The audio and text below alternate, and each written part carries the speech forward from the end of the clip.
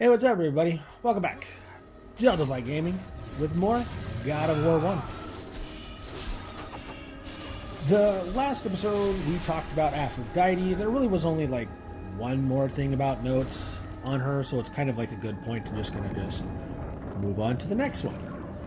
And this one is Hephaestus, her husband. Now, like I said, there's at least two different versions to how he was born. Either it was Hera by herself or Hera and Zeus. Whenever you ever see him with like paintings or on pottery, etc., it's usually he's got a hammer or tongs, or he's around an iron forge, something to that effect. And bam, that guy might get squished. Stupid bug, you got squished now. So, we're going to go over the two different versions of his birth right now. So, first one, he was just born by Hera. Supposed to go that way, right? No, that doesn't sound right. But, here, you take it, go away. It's supposed to be over here, right? Oh, of course it is.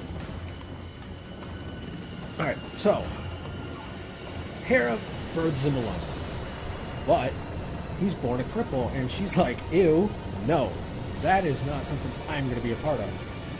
So she stands on Mount Olympus and just goes, huh, and just throws him off. And he lands down in the sea below. And, this really doesn't sit well with him. So he's like, you know what? Here's what I'm going to do. I'm the god of the forge and metallurgy, so here's what's going on. I'm going to make this chair. It's a throne. That whoever sits in it, it's worse than super glue. They ain't getting out. And sends it to Hera. He's like, oh yeah, look, I made you this nice throne. Here, mommy, sit on it. And she's like, oh, sure. Why not? It's a nice looking throne. You're still creepy and weird because you're a cripple, but sure. So she sits in it, and guess what? She gets stuck. And this obviously pisses off Zeus and freaks out Hera. So Zeus says, hey, anyone who knows how to get my girl out of this chair, I'll give you Aphrodite. She'll become your wife. So Hephaestus is like, well, I made the chair. I know how to get people out of it. So there you go. You're out. And now I get to marry Aphrodite.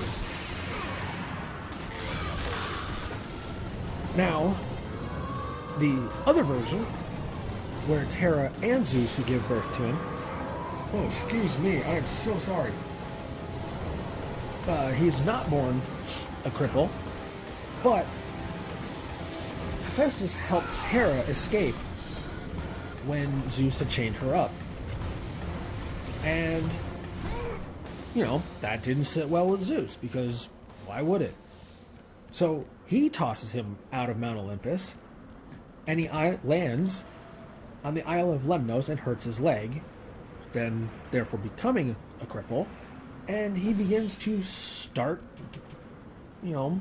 demi-human, just like a race of half men, half mortal humans.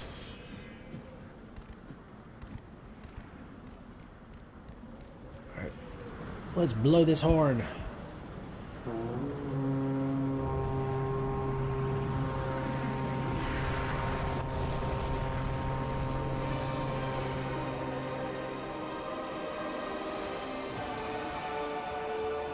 This is part the desert sands. Alright, now, like I said, Hephaestus, he's known as god of the forge and metallurgy. He's associated with fire and volcanoes, so whenever like a volcano would erupt, they'd be like, oh wow, Hephaestus is working on his forge. He's like sparking it all up. He has a sanctuary on the island of Lemnos, which, like from the second version where he landed. And it also had a volcanic Mount Masiklos. I think that's how it's pronounced.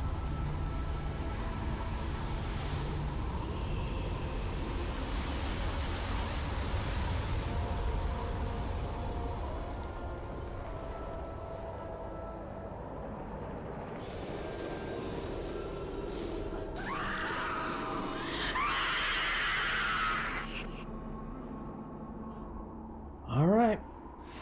Time to take these chicks down.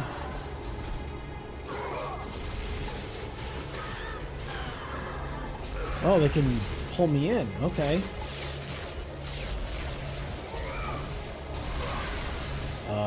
Hopefully I don't die here.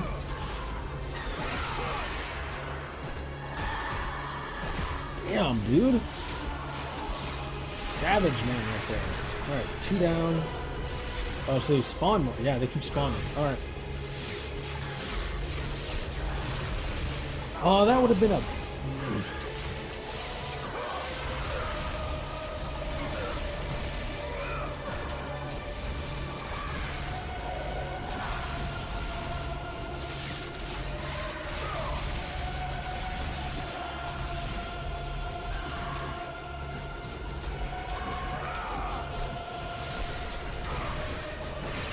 Yeah, I might die here.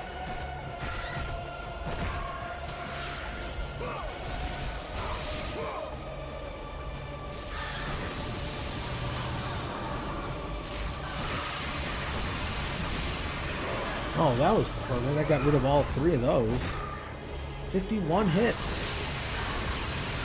83. Oh, I didn't have enough. I think I already got the one for 100 hits, and then there's another one for 200 hits.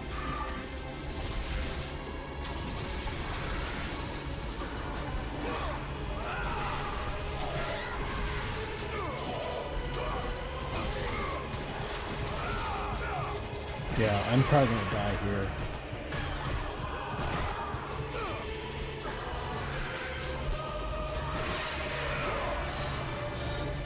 Yeah. Alright, we'll take this L.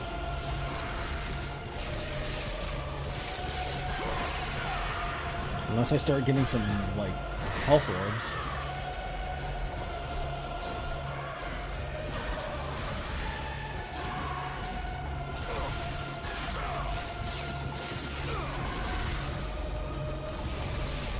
So their aim is just horrible.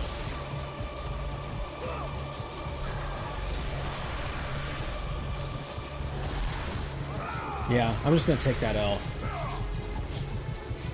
Come on, hit me. Yep, there it is. At least I made it down to the last 2. Alright, here we go. I don't have any... Yeah, I don't have enough for anything, so let's power that up.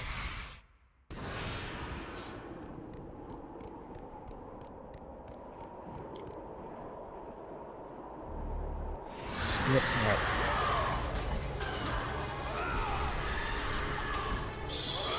Oh, come on! When I throw my chains of blades of chaos at you, you get hit. That was 60, 61, 62, 63. So he's got rid of, I think I've gotten rid of like 4 so far. You're near death anyway, so.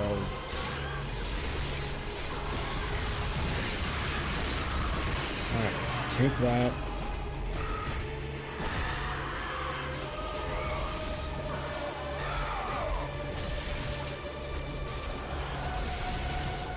Man, I don't know if I'd be able to do this section here alone on God mode.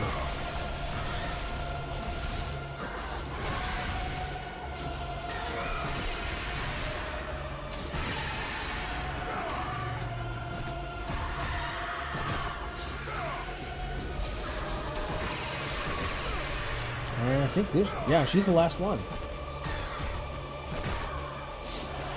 Or no, she's not. This chick is. There we go. Don't they ever shut up? Shouldn't that be a question, not an exclamation point?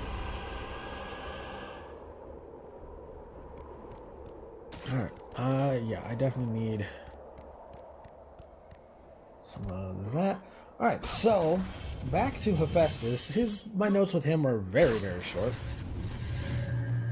So basically some of his, like, takeaways about him is and kind of, even though, yeah, he was seemed as more of as a cripple, they seemed kind of him to be more like down to earth and more human-like than divine, because even though he had a disability, he had hardcore dedication to his work. So it kind of seemed that it was, he wasn't like a god who just kind of like, yeah, I'm just gonna chill up here in Middle Olympus and just make everybody pray to me. The last of the mighty titans, emerged from the desert sands.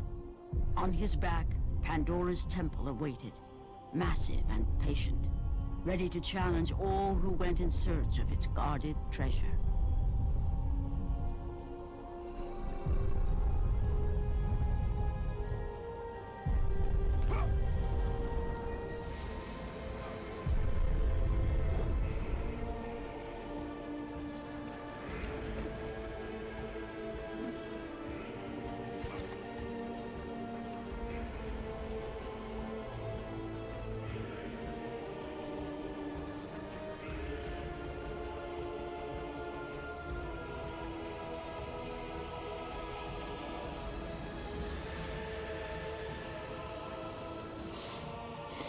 For 3 days, Kratos climbed the sheer walls of the mountain. He knew he would either recover Pandora's box or perish inside the cursed temple, never to return to the world of man.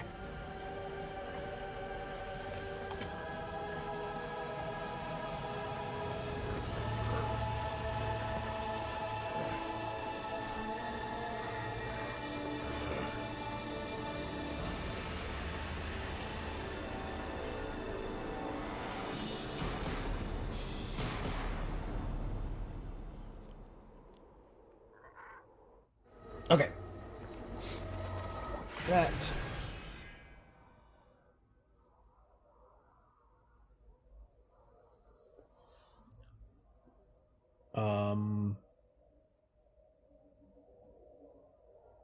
Hello? There you go.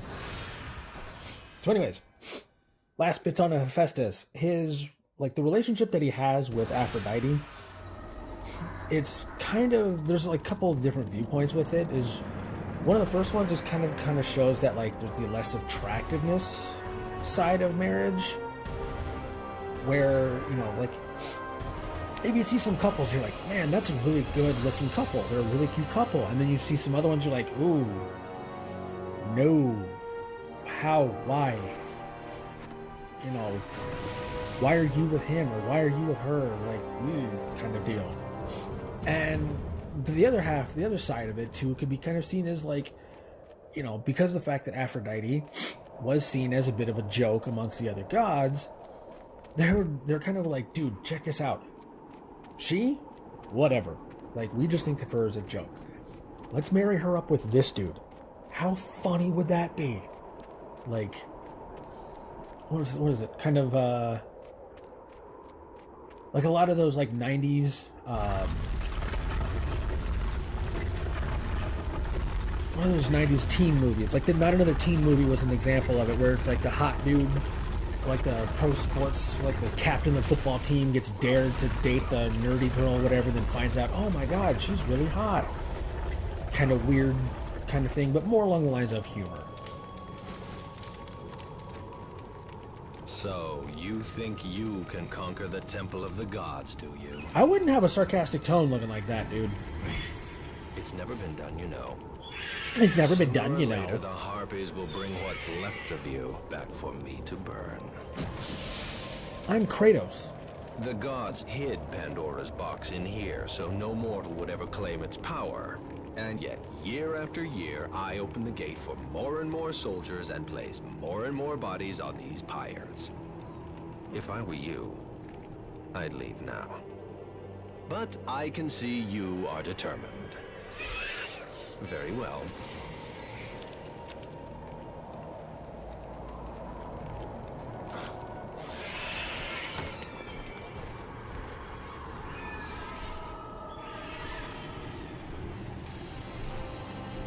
May the gods grant you strength to conquer the perils that lay before you. Sarcastic Good luck, dick. Spartan. Good luck, Spartan. It's oh, somebody's copped an attitude. Alright, now that we have gone through Aphrodite and Hephaestus, we're diving into the meat and potatoes of this game. We're going to talk about Ares now. Almost kind of want to save him for the end, but I figured we might as well get as much information out about him now, so that way when it comes time to, in the end of the game when we kick his ass, we kind of have a better understanding of him. Alright, so we'll start off with, there are, again, two different versions of his birth. One is either it was just with Hera, or Hera and Zeus, which is, we're going to see, you'll see a lot of that here. Triangle, square, square. I was kind of hoping for a fourth one. Alright. But he had some kids. So, with Aphrodite, he had Harmonia, Demas, which would be translated as terror, and Phobos, fear, which, Phobos, phobia, that kind of thing.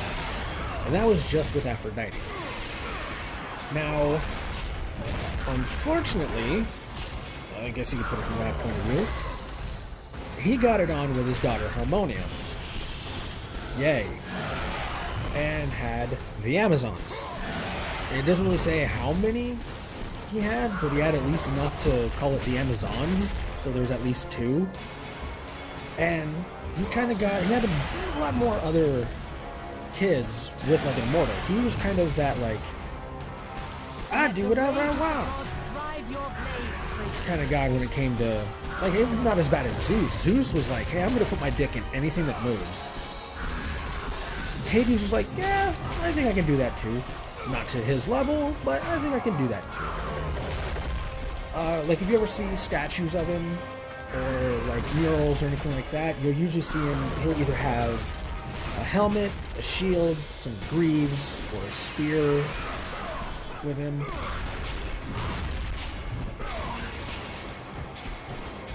Some of his, like, titles, it's like Ares the something, that kind of title. One of his was the Dinas, the fearsome, and the Andre Fontes, which is manslaying, which goes along with that. The god of war, he's going to be a manslayer.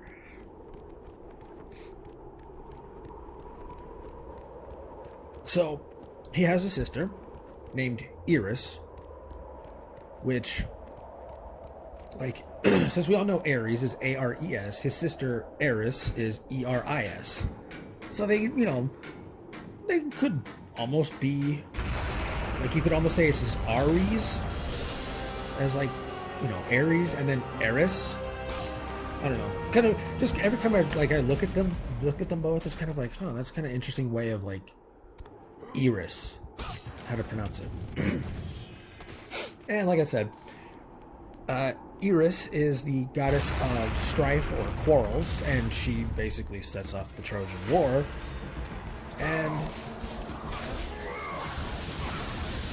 his kids, Demas, Terror, and Phobos, as well as Harmonia, they actually join him on, like, when he goes onto the battlefield and during some of his fights and wars.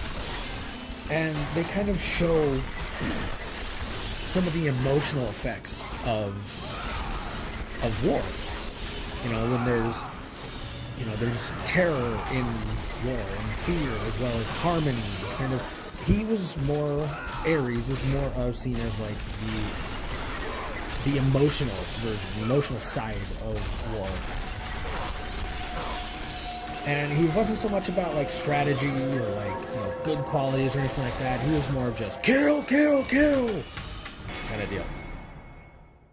Like I said, he's, aggression, rage, destruction, that kind of thing. Even though, like, the gods and the mortals are like, dude, stop.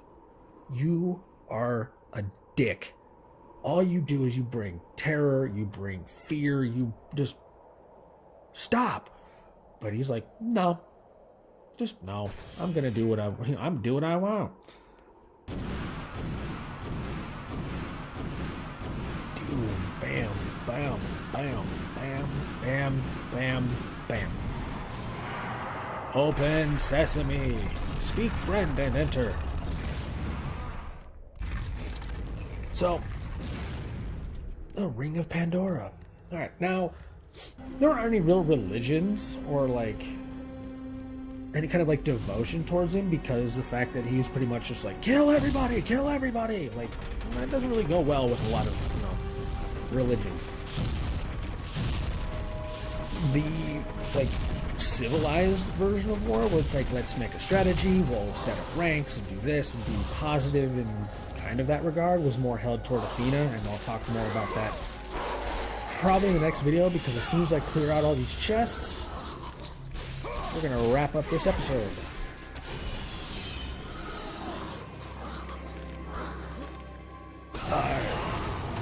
To the Greeks, Ares kind of symbolized what the worst things on the battlefield can occur. You know, like the worst things that you can go through with war. You know, fear, terror, essentially that kind of thing. But if you put Aphrodite on the battlefield as well, it just accompanies, like, because of the fact that even though Aphrodite was seen as, like, loving and things like that, she also has a lot of strife. And, like, you know, causes a fair amount of strife. So if you got, you know, strife and Ares on the battlefield, you basically have madness in the battlefield as well as in the bedroom. And I don't know, that doesn't sound exactly too pleasant to be like, I'm mad in bed, ah! But yeah, we're gonna finish this episode up. And I'm sure I've got more notes later, but the next section will be Eros, the god of love. So we're going from war and hate to love. Yeah, that's going to be something I have to do later. So, thank you guys so much for watching. Please feel free to like, share, comment, and subscribe. See you guys in the next video.